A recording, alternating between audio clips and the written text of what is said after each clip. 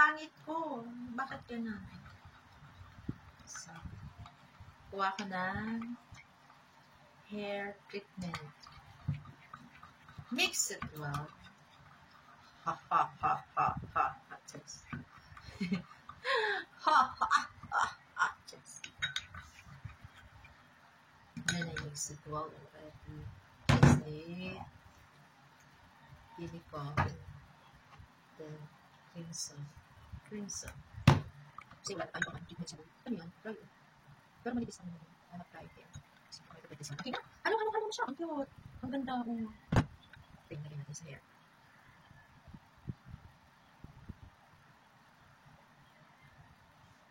Kamay ko lang ako. Parang yan, insert pa rin naman siya. Wait lang. Kamay naman. Pupunta talaga ako ng dentist. Tapos ganito yung pinagkakawa. Kasi naligo ako eh. Naliguan natin ito mamaya after 30 minutes. Nalulagos yung buko ko.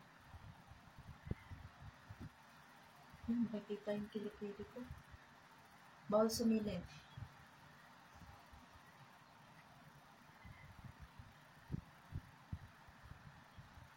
Kasi dry na yung aking... Itong pangit ko dito. Tatang ko dito. Tatapin yung camera ko. Kita-kita yung buong pagkakakot. Unang halong pagkukunwari. Pati kilikili. Yeah, may suka. Ang asin.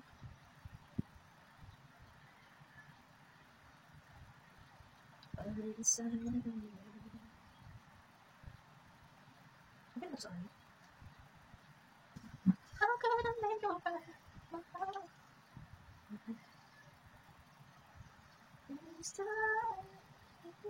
At least I have evidence. Ang dami kong nagawa. Kasi, sayang kasi. Sayang kung sa... Ang sakit sa mata.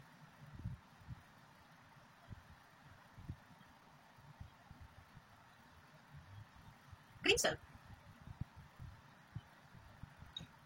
So I mix it together. Then I need to put plastic after. Wow. Then I don't have any cover for mine. I put vinegar together with green salt.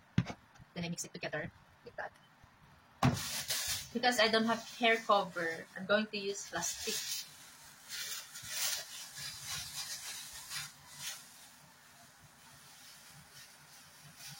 Oh.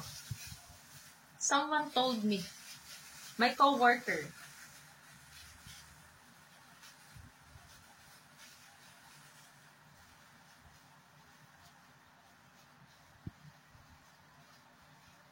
when you don't have money for a hair treatment, then you just find ways. I didn't know, let's see. Because my hair is dried already. I just hope it doesn't burn my hair. Because, later I don't have a hair already. I'll be bald. I'll be bald. See? Then, what we're going to do?